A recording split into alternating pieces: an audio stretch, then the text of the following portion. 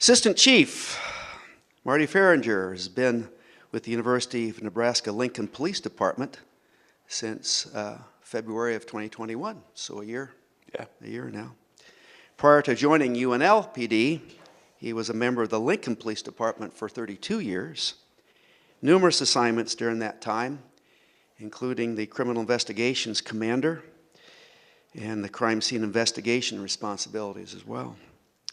Assistant Chief Farringer has a bachelor's degree from UNO in the School of Criminology, and he's also a graduate of the FBI National Academy.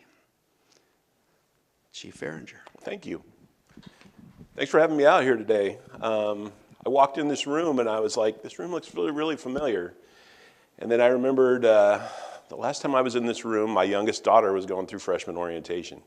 And I sat right over there, and I remember the skits in the window and all that stuff. So, again, my name is Marty Farringer. I'm a small town Nebraska kid. I grew up out in western Nebraska in a little town called Sidney.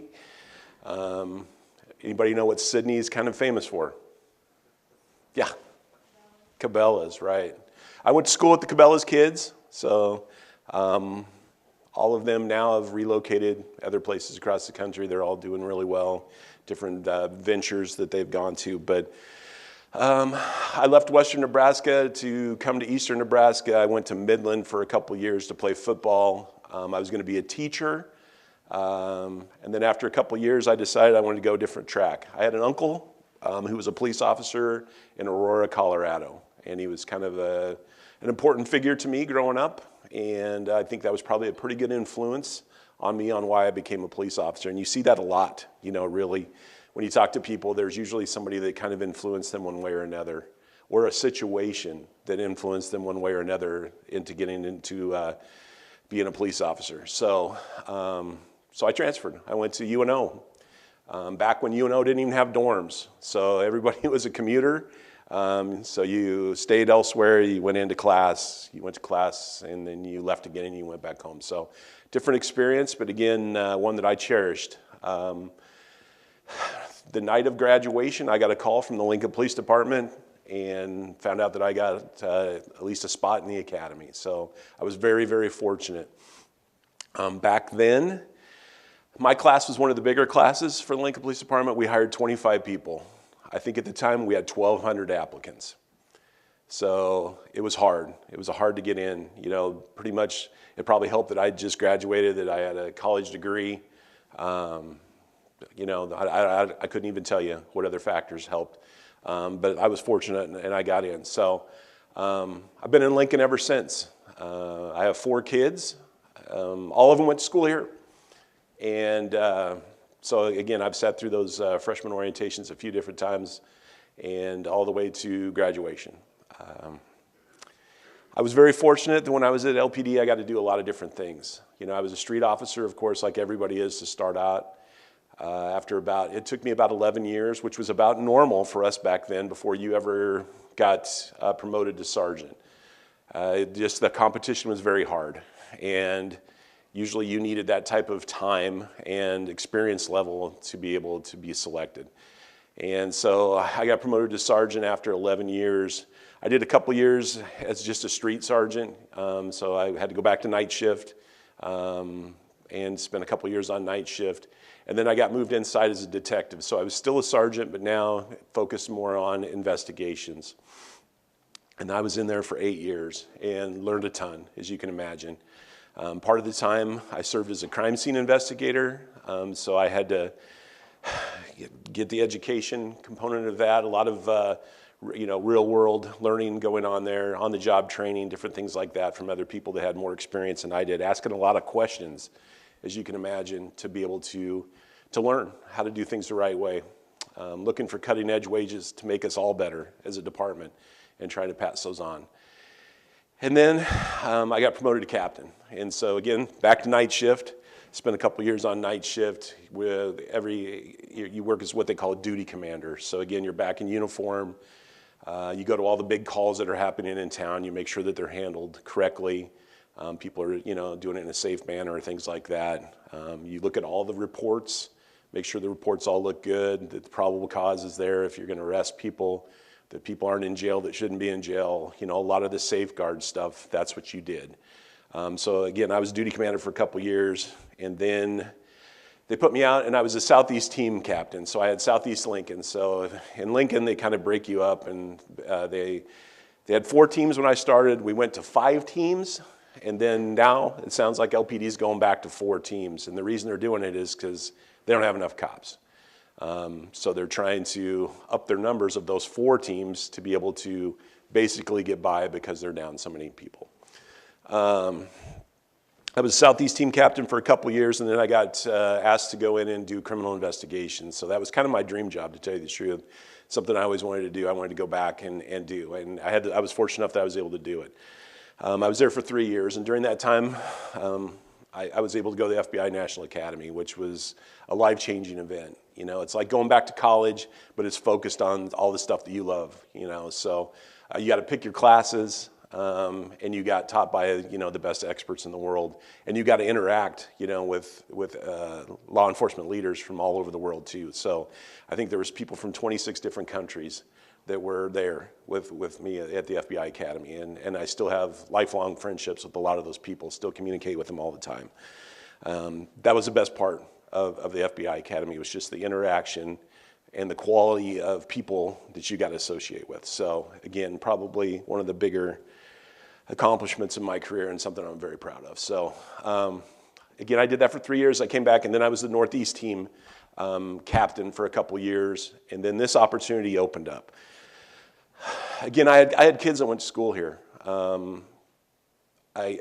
At one point in my career, I was a school resource officer at Northeast High School, so that appealed to me too. Is just the whole educational setting, things like that, interaction, with kids of all ages, but mostly, and I was talking a little bit earlier with some of the instructors, I really enjoy talking to people between like 16 and 23. I don't know, there's just something about that age group that I really like. I like the questions that I get asked. They're very thoughtful in the questions, and it makes me think, and I learn from it too. So that's always been a good component of it also.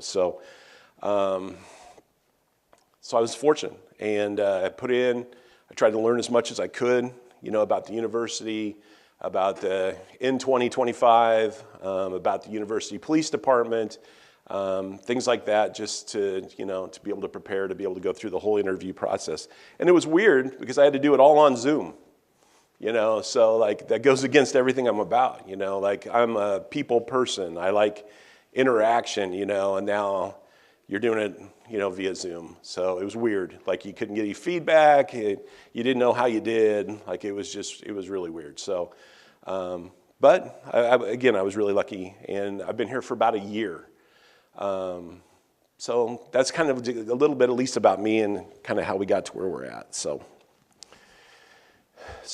again, University of Nebraska Police Department. I hear all the time, I think there's students that don't even know that there is a police department, for the University of Nebraska. They're pretty aware of LPD, but our uniforms are real similar in nature, and sometimes I think people don't even know the difference, or, the police department really don't, the way that they go about their business each day, they don't really have contact with the police. I hope that's something that you see change here in the near future. I hope that it becomes commonplace for you to see police officers no matter where you're at. So whether it's at the Union, whether it's out in the green, the commons, by the fountains, in your classes, or whatever, I'd like to see more of exactly what we're doing here today. And that's just developing relationships and answering questions and seeing how, your experience is going for you so far. Is there anything we could do to help you have a more positive experience at the University of Nebraska? Because that's the bottom line. That's what we're here to do. We want you to have a very successful time while you're here, get your education, and go out and you start the world on fire. I mean, that's what we want. That's what everybody's goal is.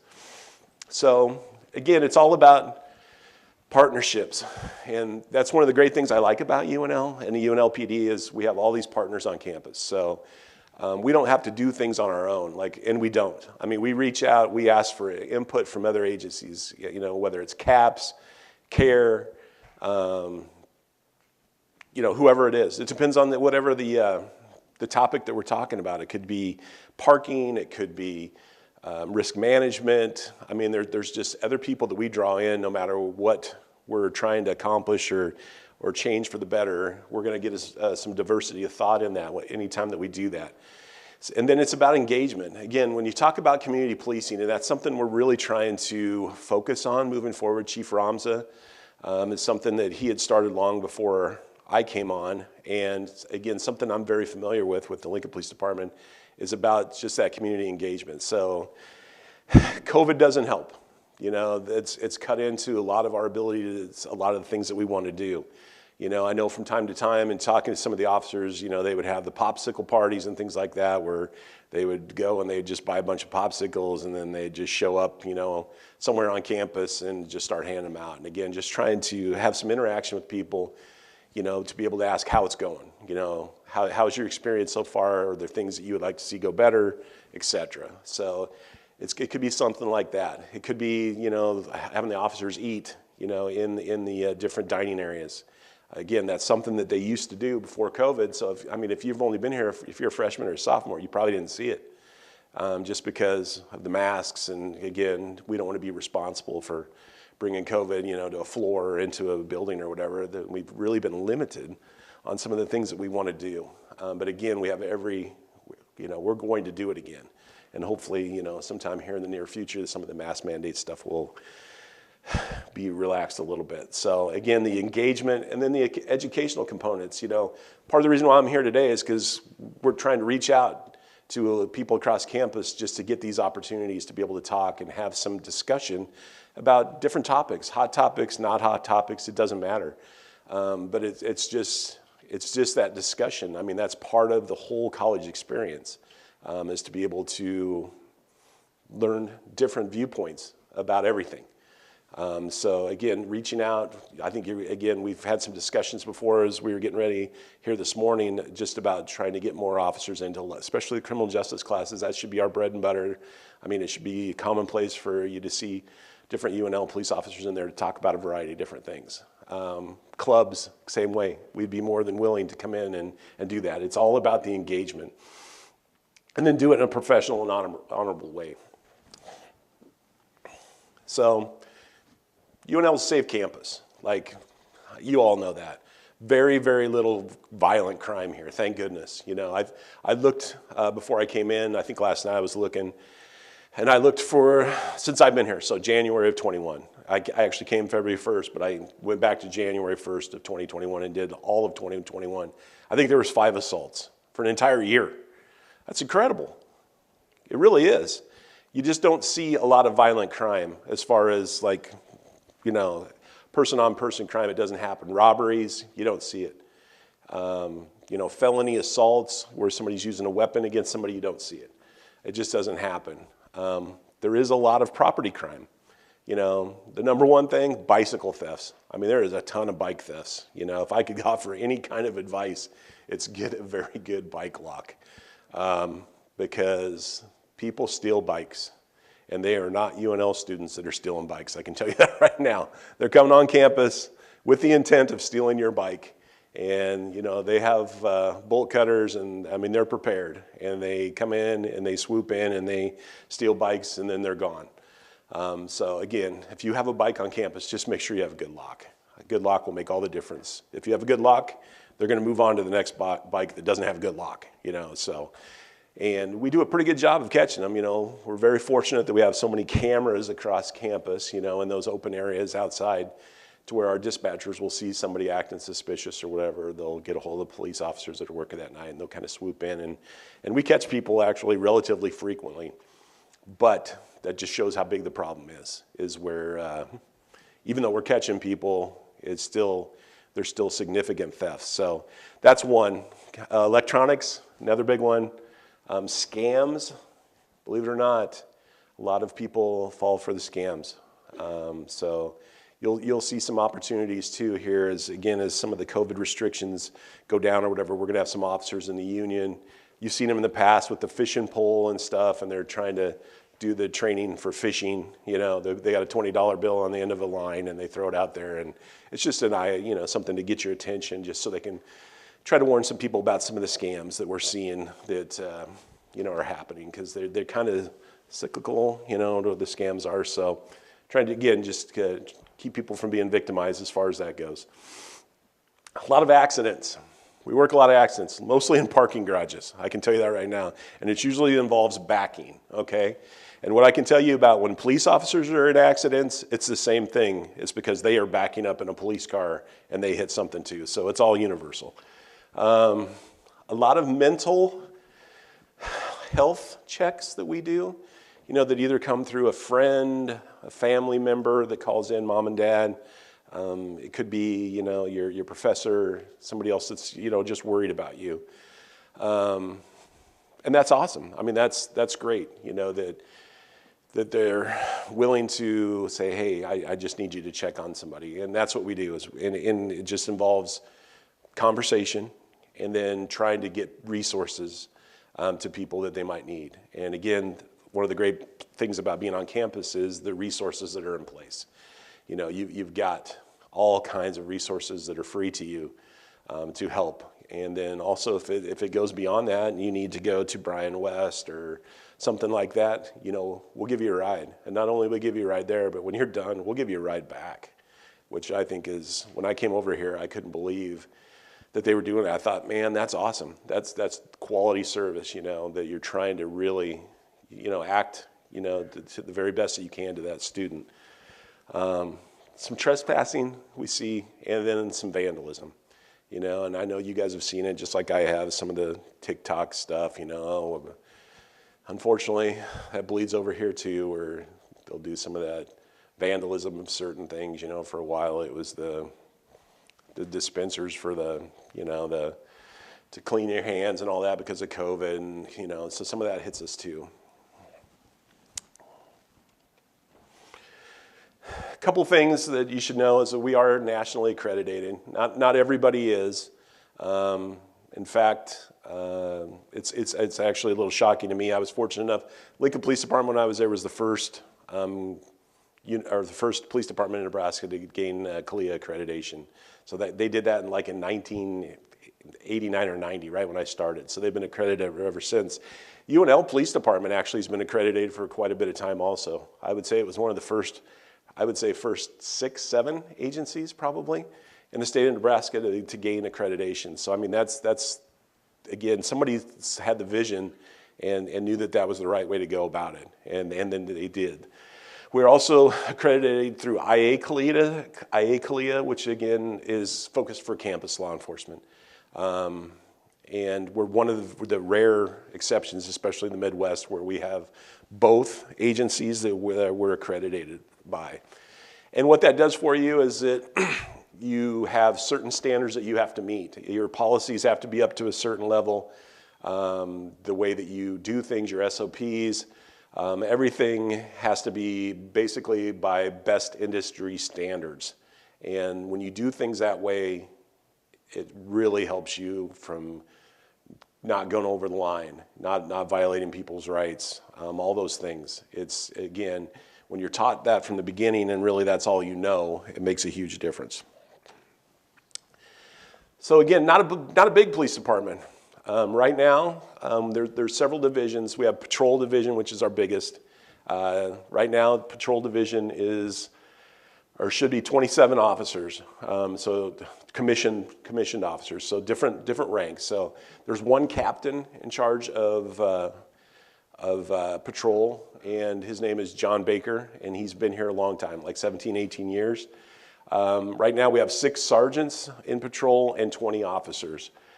We have a group called Management Services, and that's where our investigations unit falls under. Also our CSOs, so they're the non-commissioned people that you see in the housing units. They used to wear the gray shirt uniforms.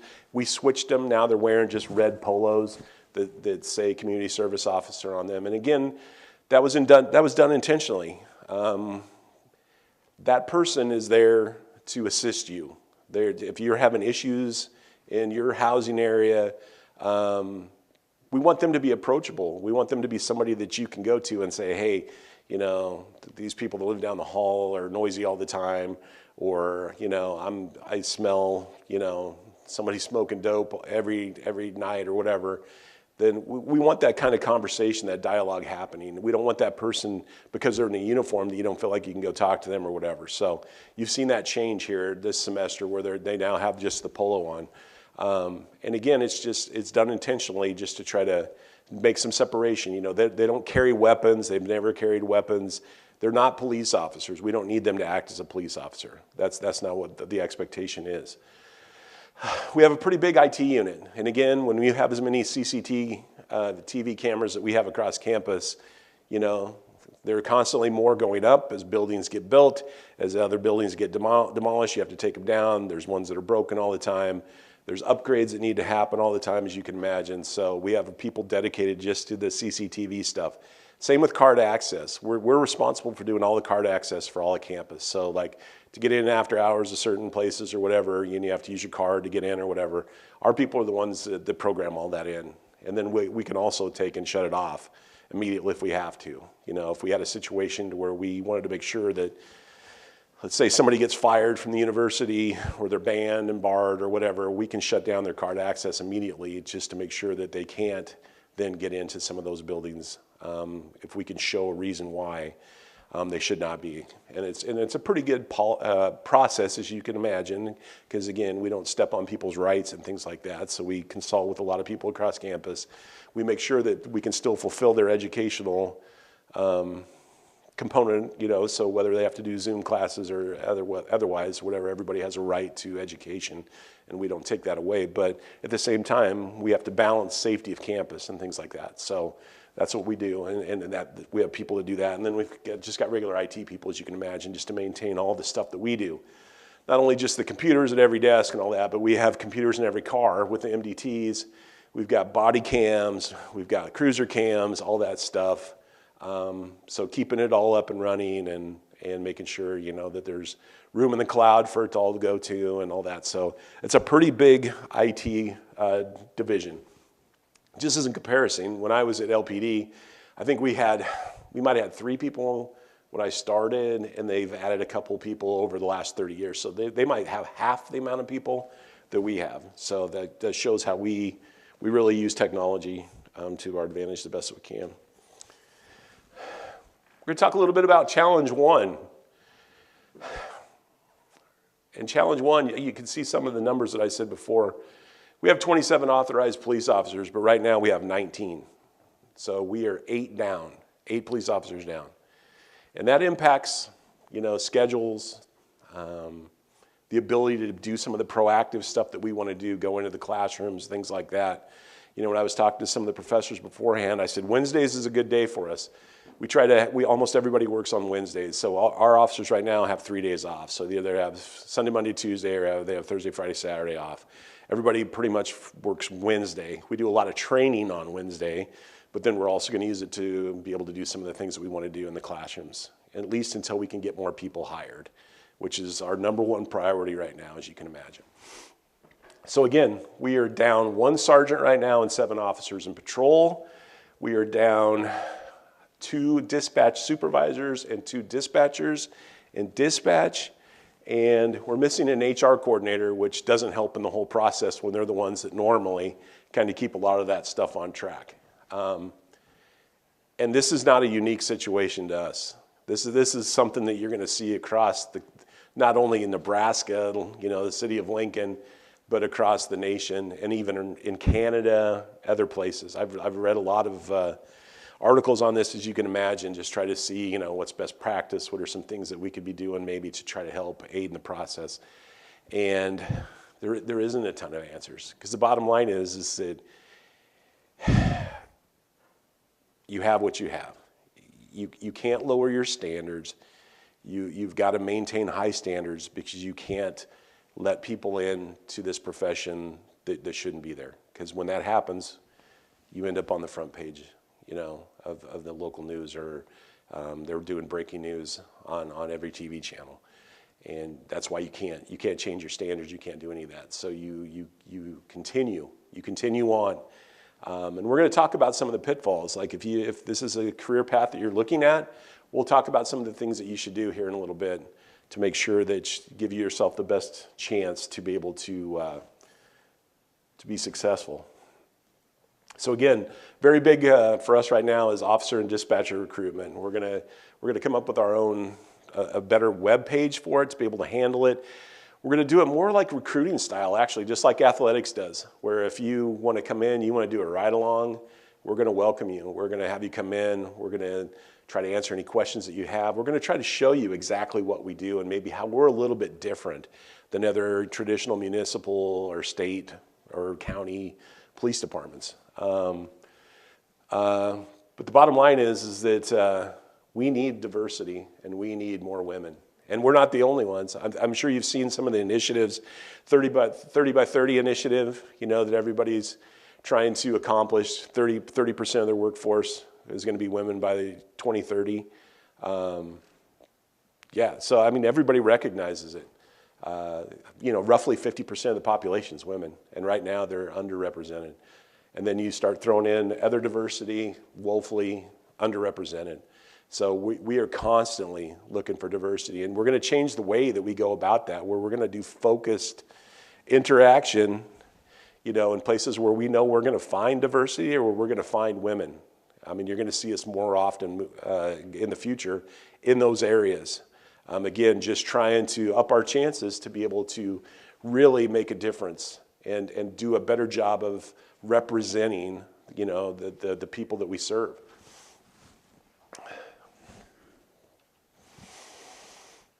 Past practice was, again, that, we just put something in the paper or whatever, and people came. When I came on, again, 1,200 people applying for a few spots.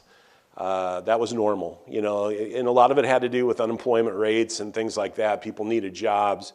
There wasn't enough jobs. That's not the case anymore. Like, there's more jobs than people, so people can be very picky. So, I mean, you have to make yourself to someplace that somebody wants to go to. So you can see some of the different areas that we're going to try to impact by going to those areas. Some of the cultural centers in town, same thing. One of the topics I was asked to talk about a little bit was vision. I don't know if you've kept up on it or if you've talked at all about in class about some of the initiatives that are coming forth, through the legislature. But one that came through last year was LB 51. And LB 51, if you're a progressive, accredited law enforcement agency like we are, it really didn't make a whole big difference to you. Like if you're a small town, maybe in central western Nebraska, you're going to have to change a lot of the things that you've done before to be able to comply with that. So again, not a huge deal to us. Kind of the way it worked before is that prior to this year, police officers, once you went through the academy and all that stuff, you had to do 20 hours of in-service. So literally, that's what, 3.5 days. That's not much. That's not much. When I was at LPD, we made it a requirement that you had to do 40. So we doubled what the amount that was required by the state. We just did it on our own, knowing that even 40 hours isn't enough to keep up, again, with best practices and making sure people have a very good knowledge base to be able to do their job correctly. So you can see how it's going to change. Like this year now, the state mandate's 28. Next year, it's up to 32. We are the same way at UNLPD, where it's very easy for us to have our officers hit 40. When you're in an institution where education is kind of your deal, then you make it your deal, when you're at the UNLPD too. So again, it's not hard for us to meet these hours, and we can do it very easily. It also talked a little bit about non-certified officers. So like some small towns out in western Nebraska, you can actually work as a police officer before going to the academy. And I know that sounds crazy, but it happens. You have 1 year from the time that you're hired. Within a year, you have to go to the academy. That doesn't happen in Lincoln. It doesn't happen with Lancaster County, really anywhere around here, but it does happen, or it has happened in the past. It also talked about reciprocity officers. Before, let's say that an officer came from out of state or whatever, a lot of times they could just start working and then they just had to gain certification through the state. No longer. Now you have to get that transfer over, pass a test to be able to be certified in Nebraska before you actually go out and you're actually, working out in public. We talked about the continuing education hours, the whole PSAC membership, so some type of police advisory board or somebody that's providing oversight to the police, so it's community. And we have that here. And if you're interested in doing that, contact us. We can do our best to try to, we take a certain amount of students every year to be a part of the police advisory committee. So, Chief Ramza runs that. There's representation from campus too, as you can imagine, the staff, the faculty, et cetera, but that's part of it. Talked about some of the other policy requirements, banning chokeholds, the whole duty to intervene stuff, all the bad stuff that you see on TV, where you not only have an officer that you doing something wrong, but why aren't the other officers? Why aren't they stopping him? Why aren't they saying anything? All that stuff. That's where the duty to intervene comes along, and making sure people are empowered. They know that it's their duty to stop that. I mean, if they see something, it doesn't matter about rank, any of that doesn't matter. If you see somebody doing something that you know is wrong, you're required to stop them. So again, tragedy when it doesn't happen. Again, some of these things, if you're an accredited agency, you've been doing these things already. But again, it's making some of the others that aren't have to at least reach that level in certain areas. Databases for officers who have had their certification revoked or whatever, that's going to be public now. So you'll be able to see any officer in Nebraska that has had their certification revoked, either, because it could be that they got DWI and now they can't drive. And if you can't drive, it's really hard to be a police officer. It could be that you were convicted of domestic violence or something like that. If you're convicted of domestic violence, you can't be in possession of a handgun. You can't be a police officer if you can't have a handgun. So there's just you'll see a variety of reasons why people could be excessive force. It could be a lot of different things. But it's going to be a public website now where you'll actually be able to see the actual list of any officer that's been non-certified. You'll be able to see where they were at the time that they got non-certified.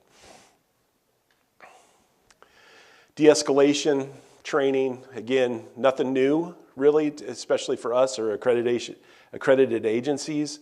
Mental health stuff, just there's a vast amount of mental health issues. And, there was probably a time in the past where people didn't understand it, didn't really treat it like it was an illness, and it really is. I mean, nobody wants to be mentally ill. I mean, it's not a decision that they're making. It's a disease, and you need to treat it as such. And you need to have, it starts, just with treating people with dignity and respect, and that's where it all starts. And really, that's where it all ends. And in the interim, trying to understand, to give people voice, to be able to actually listen, so you can understand, and then being able to provide resources and things like that. That's what it's all about. There's some police agencies across the state. I think OPD is doing it, where they're going to have some mental health, crisis people that are actually going to be working. I think they're starting maybe with 4 or 5, maybe 1 per precinct area for OPD. And that's awesome, believe me. I would welcome anything like that. But again, when you're a 24/7, 365 agency, there's going to be plenty of mental health calls for service where you can't get that person there. So I think you still have to, your frontline officers, you have to do what you can to train them, because the chances of them going is a heck of a lot higher.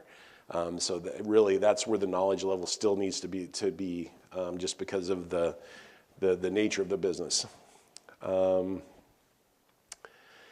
whole anti-bias, implicit bias trainings, substance abuse, firearms, these are all requirements from the LB 51. Officer wellness, this was something that when I started, there was really no such thing as officer wellness. When you looked at some of the old birds, like the older cops when I was new, they didn't talk about their feelings. They didn't talk about how they were affected by certain calls for service, all that stuff. It just didn't happen. Well, that's changed. Now it's commonplace, for people to have critical stress debriefings, things like that, and usually it's led by, whoever. You lead by example. So like if you were the duty commander and you were there, or you were the sergeant that was there or whatever, you're there too. So I mean, they're learning that from the either the more senior officers, people with rank, whatever, that it's okay. It's okay to go. It's okay to talk about how this affected you. And everybody's different. You got other things that have gone on in your life, whether you have kids or not. All those things can play in just depending on what type of call you just went to. So. Again, that's something that's changed dramatically, peer support, things like that we didn't have when I started, that now is a necessity. I think we know a lot more about trauma than we ever knew before, vicarious trauma, and nobody even, those words were never uttered when I started, vicarious trauma, but I think now we just have a better understanding. Policy reviews for pursuits. Legal updates, of course, are constant. So, a couple of things that we're doing. How are we meeting some of these challenges? This morning, actually, at 7 o'clock until about noon, I was just in ICAT training. So, ICAT is one of the newest, I guess, best practices. I think we're the first institution in Nebraska to actually get ICAT out to all of our officers. So by this time, 2 weeks from now, all of our officers will be trained in ICAT. And basically, what you're doing is you're trying to use time and distance and empathy and all those things to try to have every call that you go to come to a successful resolution.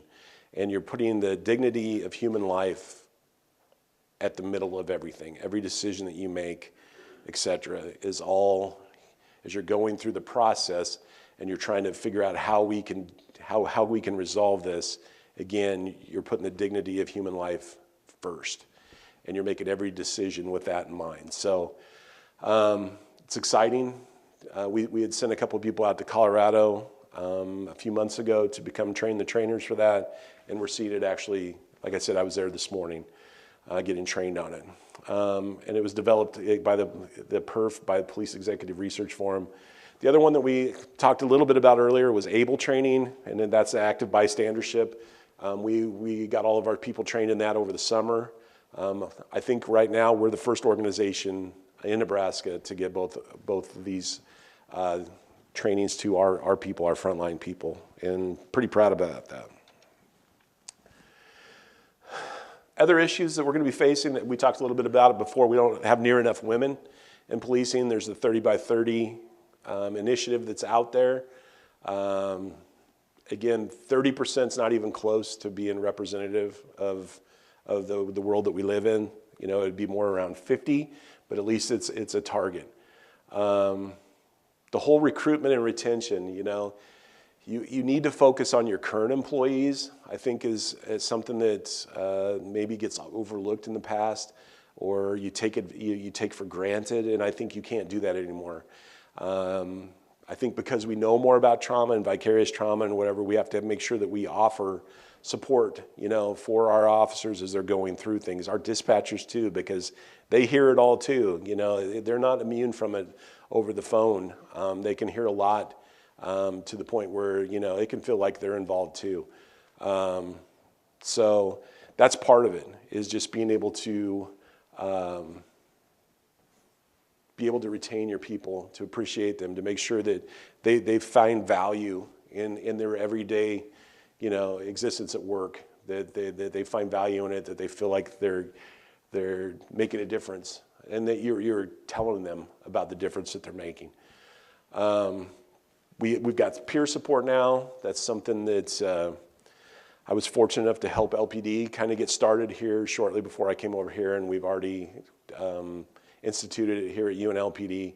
And we work back and forth, actually, because if a big thing happens, You take like Mario Herrera, when he got shot and killed, it can overwhelm a single police department. You know, a lot of people that are peer support officers, they might have been friends of Mario's. And then how are they supposed to now kind of be that rock, you know, for people as they're going through this whole grieving process when they're grieving themselves? So we can help now. You know, we're a different agency, but still in town. We maybe don't have as many interactions, you know, with a single officer or whatever. So we can help, and they can do the same for us if we need them at some point or another. Opioid epidemic, like, you know, that's a problem. You know, all of our officers carry Narcan. There's certain people in our community that have overdosed numerous times and had to be brought back, you know, with the Narcan.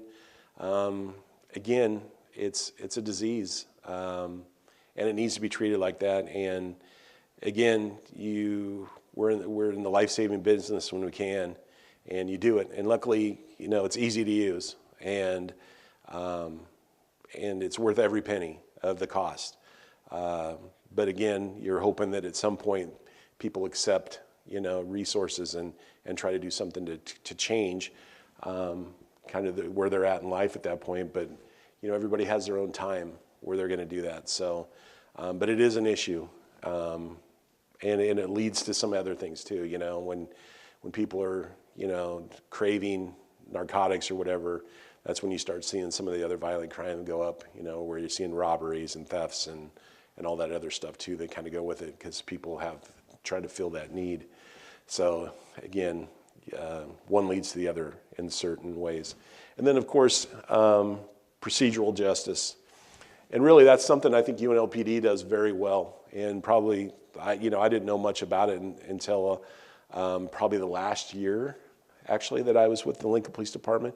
And it was already pretty well introduced here.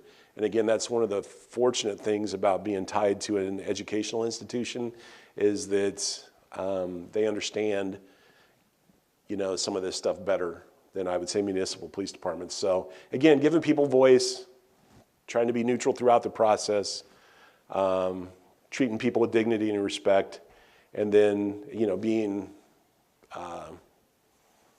where you treat every outcome is the same. Kind of, you're not going to treat this person differently than this person or whatever. That they're, you know, that it's going to be equal, and then also that you're trustworthy. That there's no personal in it whatsoever.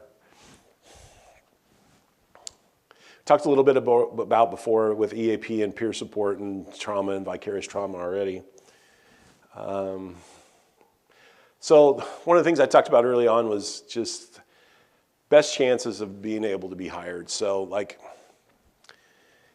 it's not rocket science. Like it's really, you try to live your life in a way that's honorable.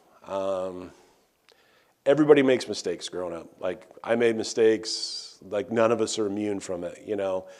Part of it's owning up to the mistakes you made, you know what I mean? Like, anytime that you're going to try to be a police officer, you're going to have to do a personal history statement. That's what PHS is. And it's lengthy. I mean, we're talking sometimes 60, 70 pages where you get asked tons of questions that they're trying to just basically learn as much as they can about you and the life that you've led up until that point. It's very, very, very important that you tell the truth about that you own up to mistakes that you made. And a lot of it is understandable. Like you can see, there's some automatic disqualifiers, and we'll talk about them here in a second. But other than that, a lot of things can be overcome. But the key is that you've got to disclose it. You've got to own up to it. They got to be able to probably show via polygraph and other things that you're still not doing some of those things. But as long as they can do that, again, we all have pasts. None of us are perfect. That's just the way it is. But that's number one, is to tell the truth and disclose everything that you can. Because during the process, you're going to have to take a polygraph. So they're going to be able to tell if you're told the truth, you haven't told the truth, things like that. You're going to have to do a drug test. So if you say you're not doing drugs and you did, they're going to know, and that's going to be an automatic. You're going to have to do a psychological exam Some of that stuff comes out during that. I mean, again, there's a process for a reason. There's a purpose, and it all works, especially when it's all done together. So some of the automatic qualifiers, like we talked about, they're common sense type of stuff. You can't have a protection order against you. You can't, be declared incompetent. You can't have mental, serious mental illness, things like that, where you've been declared incompetent. You can't have a pattern of substance abuse, and you can see how that changes depending on the type of drug that we're talking about. So marijuana, they go 2 years. And again, this is a state deal, state of Nebraska. Any other narcotics, it's 5 years. So you have to be able to truthfully, when you get to the polygraph portion, be able to say that you haven't done those drugs in that amount of time. If you don't, then again, it's an automatic disqualification. We could like you, and you could be our number one person. The state will not let you go to the academy. You will not go any further in the process. It's an automatic disqualifier. Again, common sense stuff. Convictions of class 1 misdemeanors. So class 1 misdemeanors is the highest misdemeanor. So I mean, you're just about to felony level. You're not quite there. DWIs, dishonorable discharge if you were in the military. You already haven't worked for another police department and been decertified or got your certification revoked. Physical violence that led to a class 1 misdemeanor. Sexual assault, any kind of physical or sexual violence towards children. And again, the domestic violence stuff and all that, because you got to be able to carry a gun.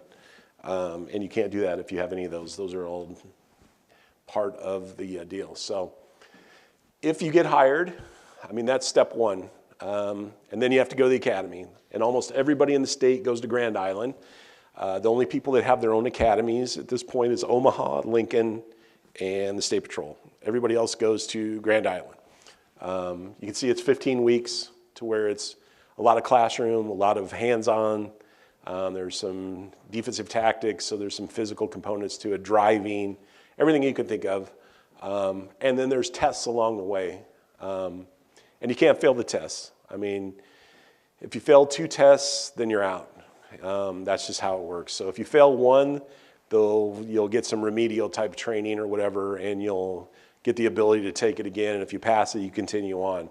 But if you fail a second one, then that's it. You're done. So again, it's all about preparation. None of it's rocket science. If you put the effort in, you're going to be okay. So then you graduate, and then that's when you're a police officer at that point. So you get a badge, you have a whole ceremony, you get to carry a gun, all that stuff. But then you go into field training. So again, you're going to be with an experienced officer who's taken additional training to be a field training officer. And they're going to evaluate basically everything that you do, from how you talk to people, to how you drive, to the reports that you do, to your de-escalation tactics, to all the above. Everything that you do, they're going to do. They're going to watch you, they're going to rate it, they're going to discuss it with you, etc. And they're going to work on any weaknesses that you have, and they're going to praise any strengths that you have. And then that's when you're going to get out on your own finally. So it's a pretty good process. It's going to take months, but you need that just because the decisions that you have to make, a lot of times, I mean, there's some pretty heavy weight involved in those decisions. And because of that, you need to know what you're doing. You need to know the law. You need to know, what you can and what you can't do. You need to know what resources are in play and that you can use, et cetera. So there's a reason why it takes so long. So UNLPD, this is going to be the last thing I talked about, and then we're just going to hopefully have some time for some questions. But it's a little bit different just because it's so connected. Some things that I talked about before, the campus partners in place that help us, et cetera. So I don't want to take up any more time. I'd like to answer some questions if I could for a little while. Anybody?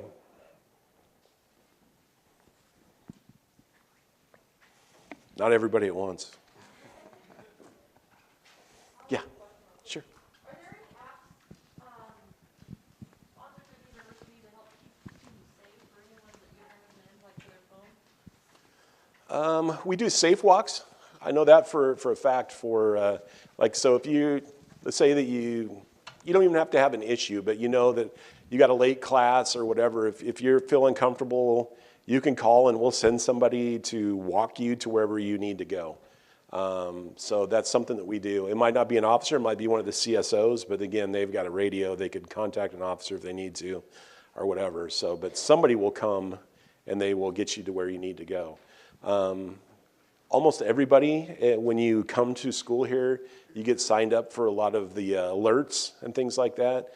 You probably get them. You probably got one, was it yesterday, with gas leak and all that stuff. So that you get it. Luckily now you've got so much information that comes to you through your phone, you know. So, and you're going to see more. You're going to see more to come. Like there's some pretty cool stuff that we're going to be doing, where we're going to be able to push out that information really quickly to say if there's an active shooter or something like that. Our dispatchers can now, they're going to be able to just hit a button and an automatic message is going to go out. So they don't have to take the time to like call somebody or whatever. Like if we get call and we can verify that there's shots fired on campus, they hit a button and it goes to all your phones.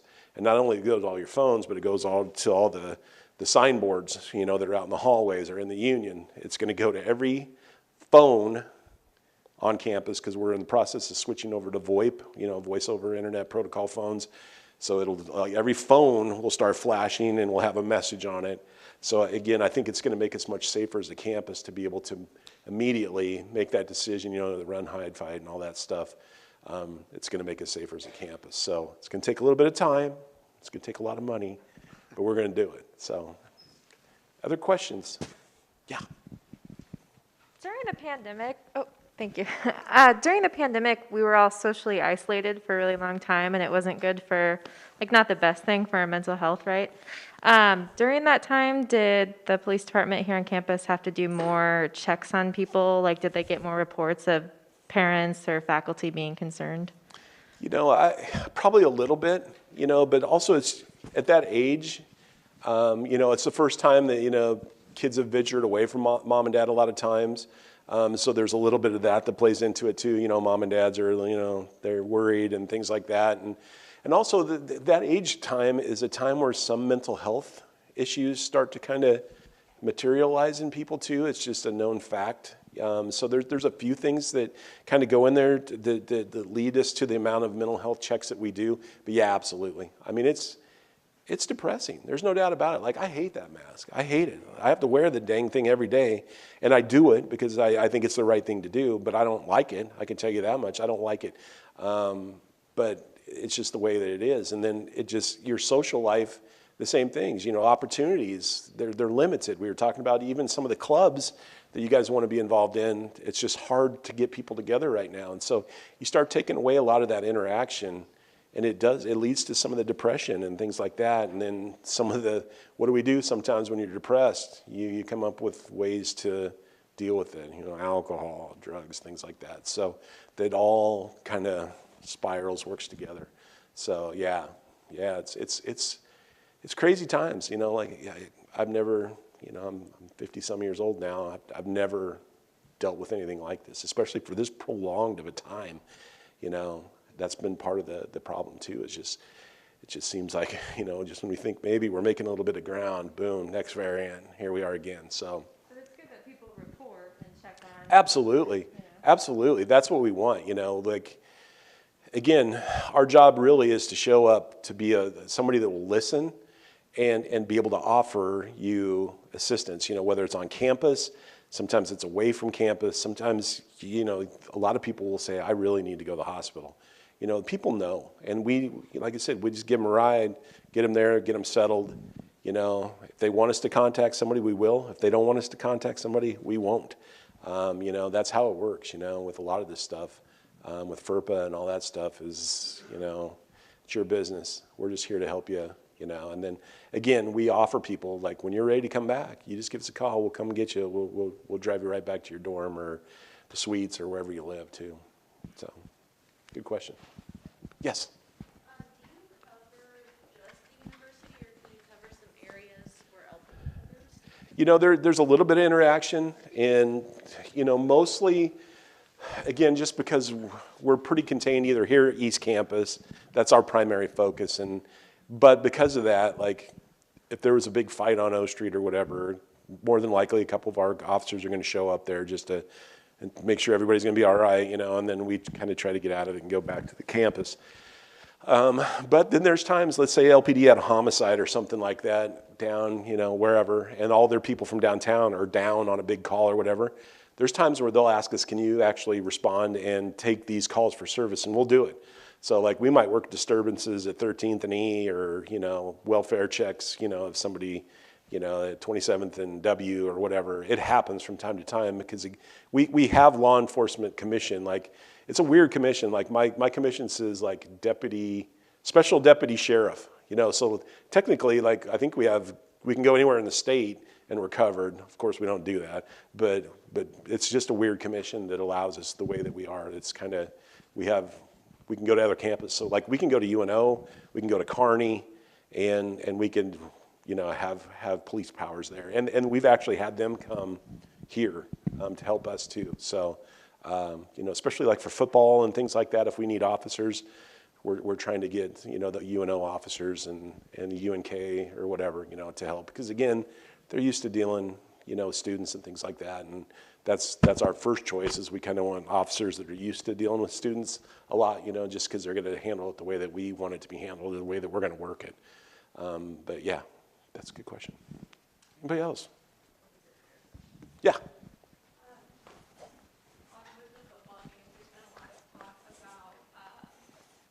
Selling alcohol. How do you expect that decision to affect UNLPD? Do you plan on recruiting more officers, especially with being so understaffed? Well, my take on it is, if you want to get drunk, you can get drunk now. Like, if that's your whole goal, you're going to show up to the game drunk. You know what I mean? Like, there's plenty of opportunities, whether it's at local bars or tailgates, you know. So, like, to me, personally, if beers are $7 or $8 inside, I mean, really, how many is the average person going to drink? 1, 2. If it's going to slow them down, you know, to where they know I don't have to chug a couple before I go because I'll buy one once I get there, you know, then really the net is better.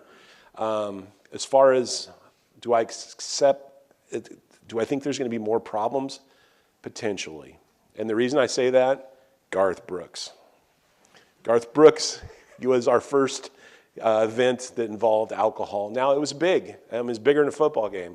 Not only were all the stands full, but the actual field itself was full, you know, so it was different. And for the most part, it was pretty good until the end. And then it got a little crazy. So, I don't know. Like, that was a different crowd, too. I mean, there was a lot of people that came to Garth Brooks that maybe that was their first time in Memorial Stadium. They don't know anything about football, whatever. Like, most of the football people that come, a vast majority of them were there the week before. They're going to be there the week after, whatever. So it's a different crowd. So that's why part of me is just like, I don't think it'll be that big of an issue. I don't think we could get more cops if we tried. Not right now. That's why we're trying to be smart. We've never used UNO cops before. We've never used Kearney cops before. We're trying to do that. We're trying to see if there's other people. You know, right now we just use the State Patrol, Sheriff's Department, LPD, and ourselves. And we're trying to add by adding some of these other people. So, but yeah, good question. Anybody else?